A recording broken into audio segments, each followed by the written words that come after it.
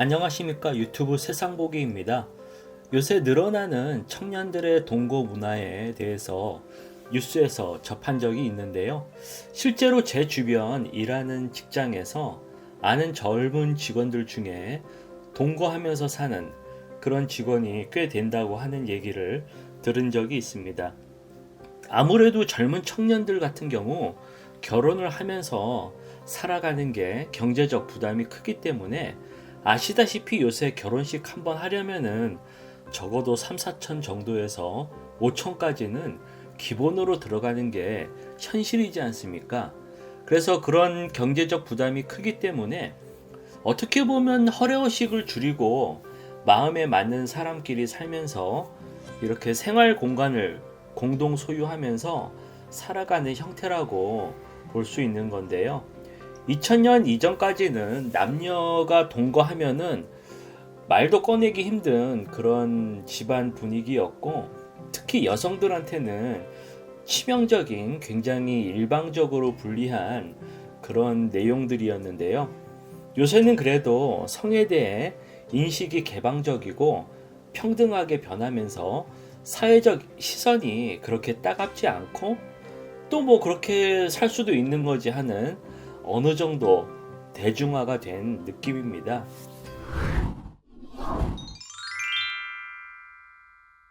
사실 저는 개인적인 생각으로는 결혼 전에 동거를 한번 거치는 게 좀 더 좋겠지 않겠냐라는 생각인데요.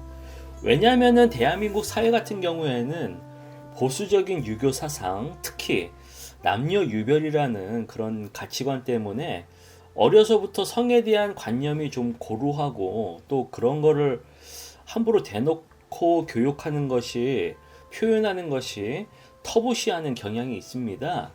그래서 학교에서도 성교육에 대해서 의무로 교육을 하곤 하지만은 굉장히 형식적이고 마치 직장에서 성희롱 방지 교육 같이 법정 의무 교육으로 너무 형식이 고루하고 천편일률적이어서 그렇기 때문에 실질적으로 청소년들이 커가면서 오히려 남녀 유별의 벽을 더 강화하고 연애에 대해 시작하기가 오히려 좀 부담스럽게 만드는 계기를 만들게 됩니다. 이런 분위기 속에 성인이 된 후 이제 막 연애를 시작하게 되면은 남녀 이성 사이에 사귀게 되면 무조건 결혼을 전제로 두고 진행하는 경우가 다반사인데요.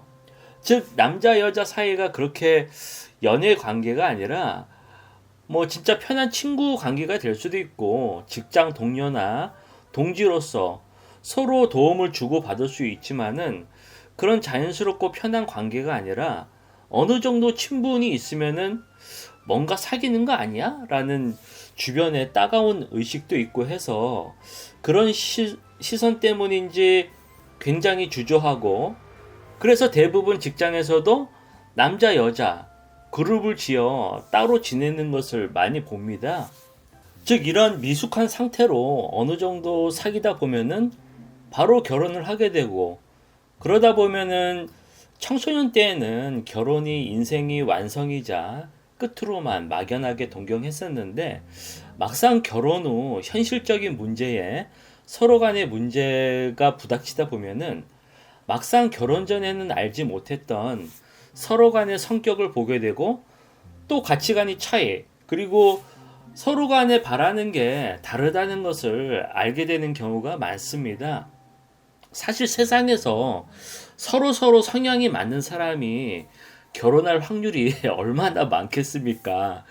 하지만은 예전에는 결혼이라는 것이 집안과의 계약 때문에 서로 간에 안 맞아도 그냥 꾹 참고 살다 보면은 서로 그냥 묻어내져서 그냥 이해하고 지내는 경우가 일반적이었는데요.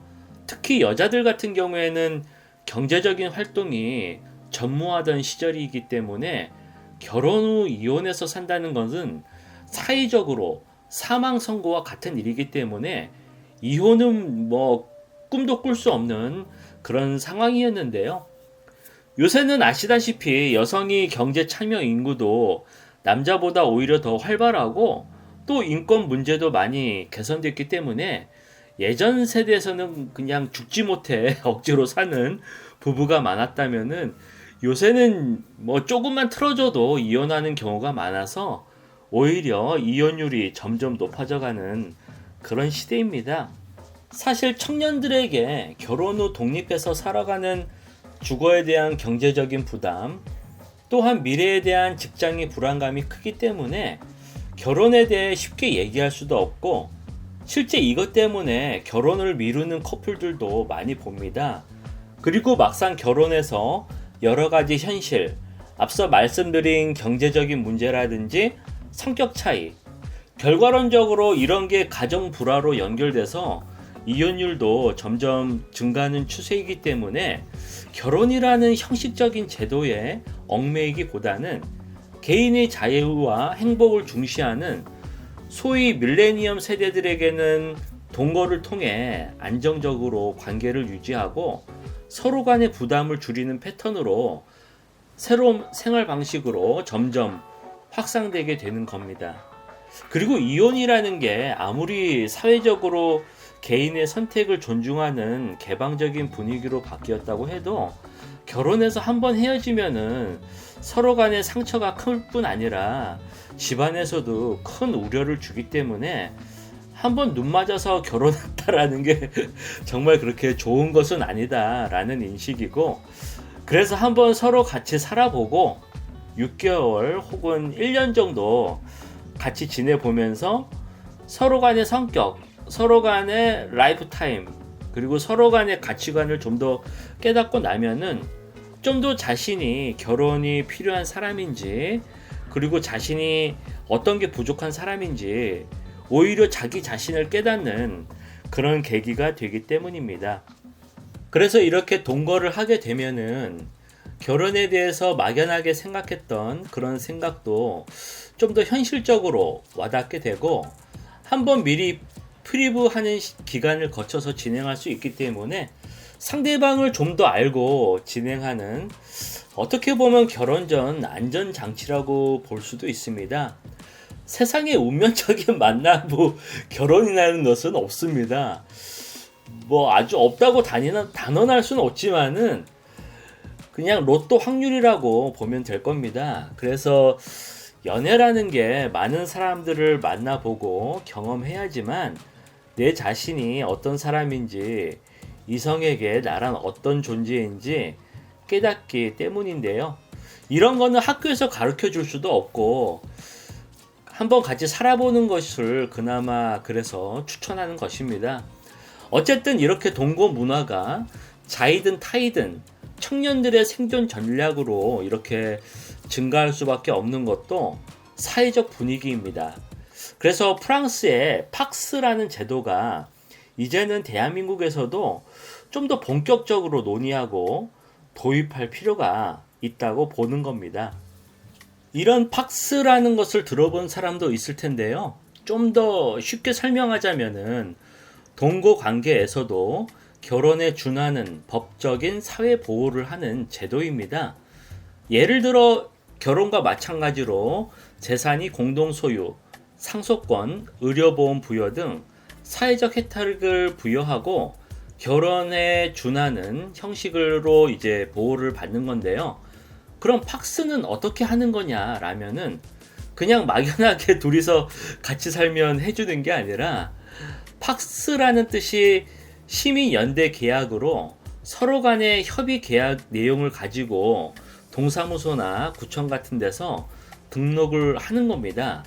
이렇게 해서 이제 등록을 하면은 결혼하고 틀린 것은 팍스 같은 경우에는 자신이 상황에 맞게 계약 내용을 자유롭게 조정할 수 있고, 또 이혼보다는 간단한 절차로 팍스 관계를 해지할 수 있는 겁니다. 근데 여기서 주목해야 할 것은 이제 다양한 가족 형태를 국가에서 수용하고 이에 맞는 법적 제도를 마련해 준다는 것인데요. 요새 싱글맘, 싱글데디 같은 경우도 증가하는 추세인데, 팍스 같은 경우에는 이렇게 동거해서 태어난 아이 같은 경우에도 법적 지위를 부여해서 예전에는 음지에서 쉬쉬하면서 해결했던 문제들을 이제 제도권 안으로 정부가 보장해 준다는 것에 큰 의미가 있는 것입니다. 물론 팍스가 마냥 장점만 있는 것은 아닙니다. 이때까지 정통적인 결혼 제도에 훼손을 야기할 수도 있고 또 혼인의 출산 증가를 일으킬 수 있다는 문제점을 가지고 있지만은 지금 대한민국 상황에서 저출산 때문에 인구 절벽에 맞닥뜨린 이런 마당에 외노자를 끌어와야 된다, 이민을 더 받아야 된다라는 이렇게 악수로 대한민국의 정체성과 미래 사회를 훼손하고 오히려 사회적 비용을 증가시키는 그런 짓은 하지 말고 앞으로 다양한 형태의 가족 형태와 개인의 자유와 의사를 존중하는, 중시하는 그런 분위기로 청년들은 이미 먼저 변화하는데 이에 맞춰 사회적 제도를 만들어줘야 한다는 것입니다. 어쨌든 프랑스는 팍스 도입 후 지속적으로 증가하는 추세를 보여왔으며 지금은 결혼 건수와 비슷한 수준까지 올라왔습니다. 프랑스의 출산율은 선진국 중에서도 높은 수준에 있는 것은 이런 국가에서 체계적인 가족 정책과 사회 보장으로 경제적인 어려움을 해소해 주는데 실질적인 도움을 주었다는 것인데요. 한국에서도 이젠 동거도 새로운 가족 시스템으로 받아들여야 될 때입니다. 오늘 내용은 여기까지입니다. 구독과 좋아요 항상 정중히 부탁드립니다. 그럼 다음에 또 뵙겠습니다. 감사합니다.